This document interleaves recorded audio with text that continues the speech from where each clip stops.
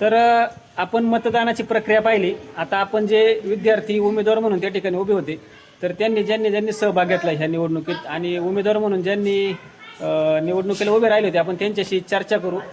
तर हे आता विद्यार्थी आहेत. हे सगळे विद्यार्थी आता एका लाईनीत उभे राहिले, जेवढे उमेदवार होते ते. मतदान संपलेलं आहे आणि आता आपण त्यांच्याशी चर्चा करू. नाव काय बाळा तुझं? तू कितीतून उभा राहिला होता? दुसरी. चिन्ह काय? कंदी. तो कंदील होता. तुला पोरं मतदान करतील का? हो. तुला काय वाटतं? आता तुम्ही 6 जण उभे, तू येशील का निवडून? हो. येशील ना? तुझं नाव काय बाळा? तू कितीतून उभी आहे? आणि चिन्ह काय आहे तुझं? तुला करतील का पोरं मतदान? तुझं नाव सांग. नाव आणि येताना चिन्ह सांगायचं. तुझं नाव सांग पूर्ण. खुशी शेखर डोंगरे. हं. मी दुसरीतून उभी होती. आणि तुझं चिन्ह काय आहे? नारळ. हां, तुझं नाव? संदीप. तन्वी. तन्वीचं चिन्ह काय आहे? जग. तन्वीचा जग होता. त्याच्यानंतर अनुष्काचं काय चिन्ह होतं? कुकर. अनुष्काचा कुकर. त्याच्यानंतर रिया नवनाथ थोरात, हे दुसरीतून उभी होती. काय चिन्ह आहे? तो अंगठी. पोरं मतदान करतील का तुला? निवडून येशील का? अनुष्काला वाटते ती निवडून येईल. त्याच्यानंतर तिसरी. नाव सांग बाळा. तुझं काय चिन्ह आहे? शिट्टी. काय होईल तुला? तुला काय वाटतं? येशील का निवडून? हा ना? नाव सांग.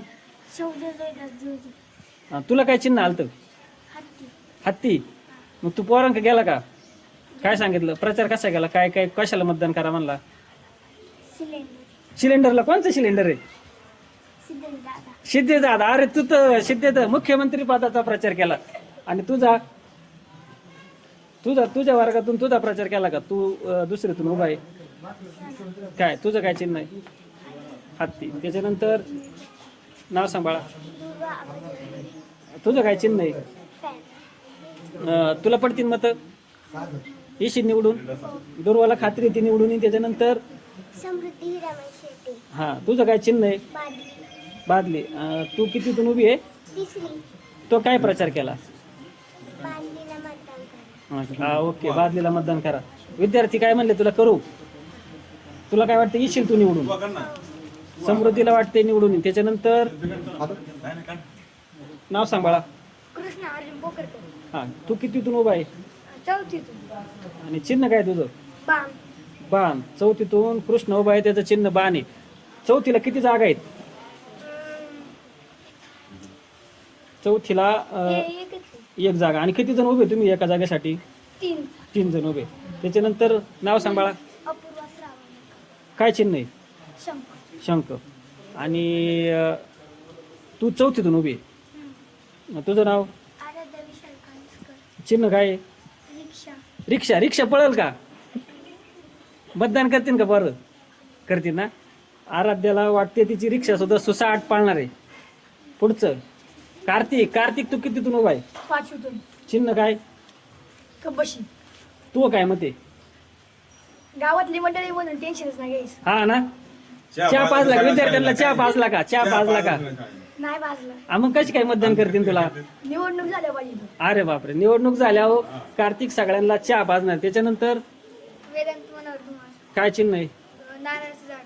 नारळाचं झाड. नारळाचं झाड. काय मग प्रचार कसा केला? नारळ दिले का? काय केले? नाही दिले. निवडून आल्यावर नारळ. त्याच्यानंतर नमस्कार, मी ईश्वरी. मी इयत्ता 5वी शिकते. माझे चिन्ह घर होते. मी सर्व छोट्याल्यांना मदत करते. त्या दिद्यांचं मी मोठ्या दिद्यांचं मी ऐकते. तेव्हा मला असं वाटते की मी नक्कीच निवडून येईन.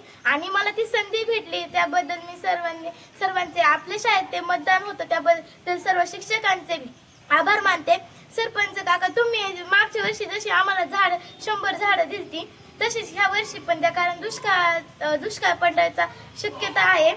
तर आपण झाडं लावूया आणि आम्ही सर्व मंत्रिमंडळ वर्षभर त्या झाडांची काळजी घेऊ. तसेच घरी पण सर्वांना झाडं लावायला मागच्या वर्षी जसा उपक्रम केला होता एक पेड माँ के नाम, तसाच उपक्रम आम्ही ह्या वर्षी पण करू.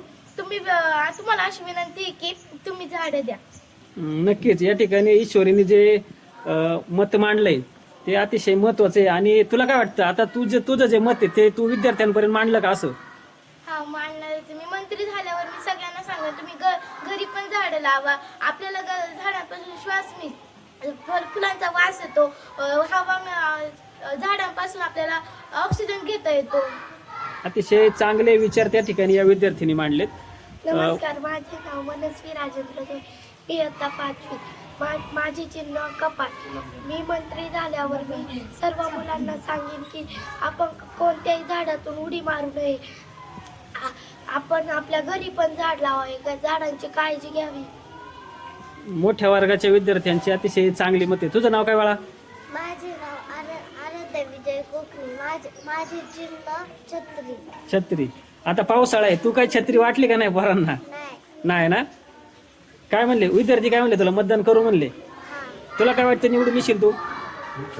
निवड. आराध्याला वाटते निवडून येईल. त्याच्यानंतर 6वी. नाव काय बाळा तुझं? तुझं काय चिन्ह आहे? बॅट. तू केला का प्रचार? काय केलं? बॅट बॉल खेळला आणि बॅटीला मतदान द्या असं काय म्हणला का? नाही. त्याच्यानंतर वेदांत. काय चिन्ह आहे तुझं? चिन्ह काय? वेदांत. विमान. तू केला प्रचार? काय केला? काय सांगितलं पोरांना? विमानाला मतदान करा. मग तू निवडून आला पोरांना दुबईला नेणार? हा, मुंबईला. वेदांत विमानाचं चिन्ह आहे त्याचं आणि तो विद्यार्थ्यांना फिरायला नेणार. त्याच्यानंतर तुझं सायकल चिन्ह आहे. तू काय प्रचार केला? सायकलला मतदान करा, सगळ्यांना वडापाव सांगा. आधी नाही सांगितलं ना? निवडणुकीच्या आधी काय पोरांना चॉकलेट वडापाव असं काही दिलं का नाही? वडापाव त्यांनी खर्च केलेला आहे. आदर्शने वडापाव चारलेला आहे काय विद्यार्थ्यांना. तुला काय वाटतं मग? तू आता वडापाव चारला, निवडून येशील का? काय वाटतं? निवडून येशील. बर. त्याच्यानंतर माझे नाव पूनम गजानन इंगळे. माझं चिन्ह आहे पतंग. तू काय सांगितलं? कशाला मतदान कर? पतंगाला मतदान करा. तुला काय वाटतं? येशील निवडून तू? बर. आता त्याच्यानंतर मुख्यमंत्री पदाचे उमेदवार आहेत या ठिकाणी. माझे नाव आराध्या राजेंद्र जोशी. मी इयत्ता 7वी मध्ये शिकते. मी मुख्यमंत्री पदासाठी उभे राहिले होते. माझे चिन्ह उगवता सूर्य आहे. माझे कर्तव्य आहे की मी आपल्या शाळेतील झाडांना चांगल्या पद्धतीने जपेल आणि आपली शाळा स्वच्छ ठेवण्याचा नक्कीच प्रयत्न करेल. सरपंच उपसरपंच जसे गावाची काळजी घेतात तशीच मी शाळेची काळजी घेईन आणि मी महिला प्रतिनिधी म्हणून सर्व मुलांना योग्य शिस्त लावेल. तू त्या ठिकाणी प्रचार कसा केला? काय सांगितलं? कशाला मतदान करा? उगवत्या सूर्याला. बरं. तू विद्यार्थ्यांना निवडणुकीच्या आधी काय आश्वासने दिल्यात? मी शाळेत सर्व काळजी घेईल आणि शाळा आपली स्वच्छ राहील, सर्व झाडांची काळजी घेईल असं तू विद्यार्थ्यांना सांगितलं. तुला काय वाटतं? निवडून येशील तू? हो. बर. अजून एक मुख्यमंत्री पदासाठी उमेदवार होते, सिद्धू. माझे नाव सिद्धेश्वर डोंगरे. मी मुख्यमंत्री पदासाठी उभं राहिलो होतो. मी शाळेसाठी सर्व काम करीत, झाडं बिडं सगळे नीटनेटके, पाणी बिणी व्यवस्थित घालीन. चिन्ह काय होतं तुझं? मग चिन्ह सिलेंडर चिन्ह होतं. आणि तुला काय वाटतं पोरं तुला मतदान करतील? हो, मला मतदान करतील. मला गॅरंटी आहे. सिद्धेश अतिशय चांगलं काम करणारा हा विद्यार्थी. कोणतंही काम असो तो अतिशय चांगला करतो आणि हे सगळेच विद्यार्थी आपण त्या ठिकाणी पाहतोय. हे उमेदवार म्हणून त्या ठिकाणी उभे होते. हातवर करा. आणि आता यांच्यामधून मुख्यमंत्री पदासाठी 2 मधून 1 जण निवडून येणार आहे. त्याच्यानंतर 7वीची निवडणूक. 7वीला कोण बिनविरोध झालंय? दुर्वारवडे. 7वीची दुर्वारवडे ही बिनविरोध झाली. म्हणजे 1 जागा या ठिकाणी बिनविरोध सुद्धा या ठिकाणी झालेली आहे. आणि बाकीचे मुख्यमंत्री पदासाठी हे 2 उमेदवार आहे, सिद्धेश आणि काय बघा तुझं नाव? आराध्या. सिद्धेश आणि आराध्या ही मुख्यमंत्री पदासाठी. आणि बाकीचे 6वीतून 2 जागा, 5वीतून 2 जागा, 4थी, 3री, 2रीतून 1 जागेसाठी एवढे सगळे विद्यार्थी होते. आणि आता बिनविरोध झालेली काय बघा तुझं नाव? बिनविरोध. ही बिनविरोध झालेली उमेदवार आहे 7वी. बोल नमस्कार ये पुढं.